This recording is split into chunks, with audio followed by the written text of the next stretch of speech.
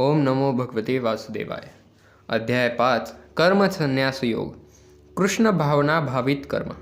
अर्जुन म्हणाले, हे कृष्ण, सर्वप्रथम तुम्ही मला कर्माचा त्याग करण्यास सांगता आणि पुन्हा तुम्ही भक्तिपूर्वक कर्माची प्रशंसा करता.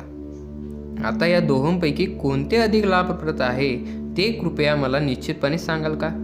श्री भगवान म्हणाले, कर्माचा संन्यास आणि भक्तिभावित कर्म दोन्हीही मुक्ती देण्यात चांगले आहे, परंतु या दोहोंपैकी भक्तियुक्त कर्म हे कर्मसन्यासापेक्षाही उत्तम आहे. हे महाबाहो अर्जुन, जो द्वेष करीत नाही तसेच आपल्या कर्मफलाची आकांक्षा करीत नाही तो नेहमी संन्यासीच असल्याचे जाणावे.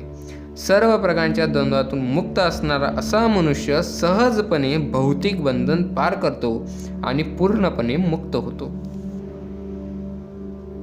केवळ अज्ञानी लोकच भक्तियोग, कर्मयोग हा भौतिक जगताचा विश्लेषणात्मक अध्ययनापासून भिन्न आहे असे म्हणतात.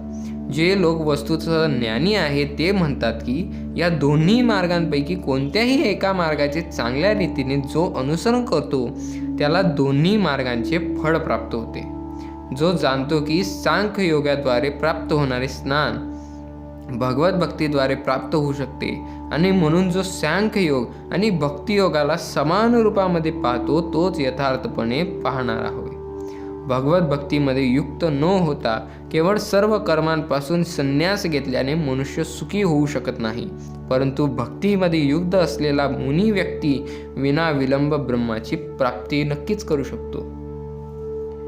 जो भक्तिपूर्ण कर्म करतो, विशुद्ध आत्मा आहे आणि आपले मन व इंद्रिय संयमित करतो, तो सर्वांना प्रिय असतो आणि सर्वजण त्याला प्रिय असतात. असा मनुष्य जरी कर्म करीत असला तरी तो कधीच बद्ध होत नाही. दिव्य भावनायुक्त मनुष्य जरी पाहता असता, ऐकत असला, स्पर्श करीत असला, वास घेत असला, खात असला, हालचाल करीत असला, झोपत असला आणि श्वसन करीत असला तरी त्याला आपल्या ठाई नेहमी माहीत असते की वस्तुतः आपण काहीच करत नाही.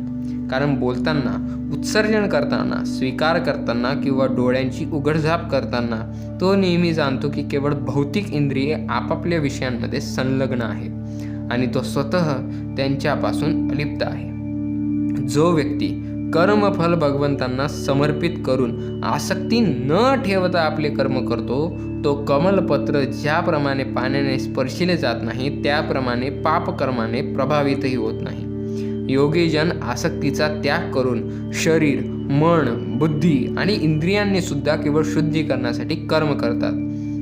निष्ठेने भक्ती करणारा जीव अढळ शांतता प्राप्त करतो, कारण तो आपल्या सर्व कर्मांची फळे मला अर्पण करत असतो. परंतु जो भगवंतांशी संबंधित नाही आणि जो आपल्या श्रमामुळे निर्माण होणाऱ्या कर्मफलांचा लोभी आहे तो मात्र बद्धच होय. जेव्हा देहधारी जीव आपली प्रकृती संयमित करतो आणि मनाद्वारे सर्व कर्मांचा त्याग करतो तेव्हा तो कर्म न करतात तसेच कर्म करविता नऊद्वारे असलेल्या या नगरात सुखाने राहतो. देहरूपी नगराचा स्वामी देहधारी जीव हा कर्मांची निर्मिती करीत नाही, तसेच तो लोकांना कार्य करण्यास प्रवृत्तही करत नाही किंवा कर्मफलही निर्माण करीत नाही.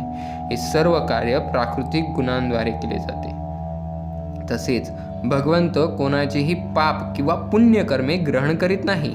तथापि देहधारी जीव हे त्यांच्या वास्तविक ज्ञान आच्छादित करणाऱ्या अज्ञानामुळे मोहित होत असतात. परंतु जेव्हा अज्ञानाचा नाश करणाऱ्या ज्ञानाने जीव प्रवृत्त होतो तेव्हा ज्याप्रमाणे सूर्य दिवसा सर्व वस्तूंना प्रकाशित करतो त्याप्रमाणे त्याचे ज्ञान सर्व गोष्टी प्रकट करतात. जेव्हा मनुष्याची बुद्धी, मन, निष्ठा आणि आश्रय हे सर्व भगवंतावर स्थिर होते तेव्हा पूर्ण ज्ञानादाने त्याची सर्व कल्मशे धुतली असतात आणि त्याप्रमाणे तो सहज मुक्तिपथावर अग्रेसर होतो. विनम्र साधू व्यक्ती यथार्थ ज्ञानाच्या आधारे विद्याविनय संपन्न ब्राह्मण, गाय, हत्ती, कुत्रा आणि चांडाळ या सर्वांना देखील समदृष्टीने पाहतो. ज्यांचे मन एकत्व आणि समतेत स्थित झाले आणि त्यांनी जन्म आणि मृत्यूच्या बंधनावर पूर्वीच विजय प्राप्त केला आहे ते ब्रह्माप्रमाणेच निर्दोष आहेत आणि याप्रमाणे ते पूर्वीच ब्रह्मामध्ये स्थित झालेले असतात. जो मनुष्य प्रिय वस्तू प्राप्त झाल्यावर हर्षून जात नाही तसेच अप्रिय वस्तू प्राप्त झाल्यावर शोक करीत नाही, ज्याची बुद्धी स्थिर आहे आणि जो मोहरहित आहे आणि भगवतवान जाणतो तो पूर्वीच ब्रह्मामध्ये स्थित असतो. असा मुक्त मनुष्य भौतिक इंद्रिय सुखांमध्ये आसक्त होत नाही, तर तो स्वतःमध्ये सुखाचा अनुभव घेत सदैव समाधिस्थ असतो. या प्रकारे आत्मसाक्षात्कारी मनुष्य ब्रह्माच्या ठाई एकाग्र झाल्याने अमर्याद सुखाचा अनुभव घेतो. भौतिक इंद्रियांच्या संयोगापासून उत्पन्न होणाऱ्या दुःखांच्या कारणामध्ये बुद्धिमान मनुष्य भाग घेत नाही. एकवतया अशा सुखांना आरंभ आणि शेवट असतो, म्हणून बुद्धिमान व्यक्ती त्यामध्ये आनंद देखील घेत नाही. वर्तमान शरीराचा त्याग करण्यापूर्वी जर मनुष्य प्राकृत इंद्रियांचा आवेग सहन करू शकला आणि काम आणि क्रोध यांच्या वेगांना आवरू शकला, तर तो योग्य प्रकारे स्थित आहे आणि या जगत तो सुखी आहे. ज्याचे सुख अंतःकरणात आहे, जो अंतरात सक्रिय आहे आणि अंतरातच आनंद अनुभवत असतो, आणि ज्याचे ध्येय अंतरातच आहे, तो वास्तविकपणे परिपूर्ण योगी आहे आणि तो ब्रह्मामध्ये मुक्त होतो आणि शेवटी ब्रह्माची प्राप्ती करतो. जे संशयापासून उत्पन्न होणाऱ्या द्वंद्वांच्या पलीकडे आहेत, ज्यांचे मन अंतरातच रममाण झाले आहे, जे सर्व जीवांच्या कल्याणार्थ कार्य करण्यामध्ये नेहमी व्यस्त असतात आणि जे सर्व पापांपासूनच मुक्त आहेत, ते ब्रह्मामध्ये मुक्तीची प्राप्ती करतात. जे क्रोध आणि सर्व भौतिक इच्छांपासून मुक्त आहे, आत्मसाक्षात्कारी आत्मसंयमी आहेत आणि सतत पूर्णत्वाकरिता प्रयत्न करीत आहेत, त्यांना निकट भविष्यकाळात ब्रह्मामधील मुक्तीची निश्चिता असते. सर्व ब्राह्म्य इंद्रियविषयी रोखून 2 भुवयांमध्ये दृष्टी एकाग्र करून, नाकपुड्यांमध्ये प्राण आणि अपान वायूंना रोखून आणि याप्रमाणे मन, इंद्रिय आणि बुद्धी संयमित करून मोक्षप्राप्तीचे ध्येय असणारी मुनी इच्छा, भय आणि क्रोधापासून मुक्त होतात. जो मनुष्य नित्य अवस्थेत असतो तो निश्चितच मुक्त असतो. मी सर्व यज्ञ आणि तपस्यांचा परमभोक्ता, सर्व ग्रहलोक आणि देवदेवतांचा परमेश्वर आणि मी सर्व जीवांचा हित करता व सर्व जीवांच्या कल्याणाची इच्छा करणारा आहे. हे जाणून माझे पूर्ण ज्ञान असणारा सांसारिक दुःखांपासून शांती प्राप्त करत असतो. ओम नमो भगवते वासुदेवाय.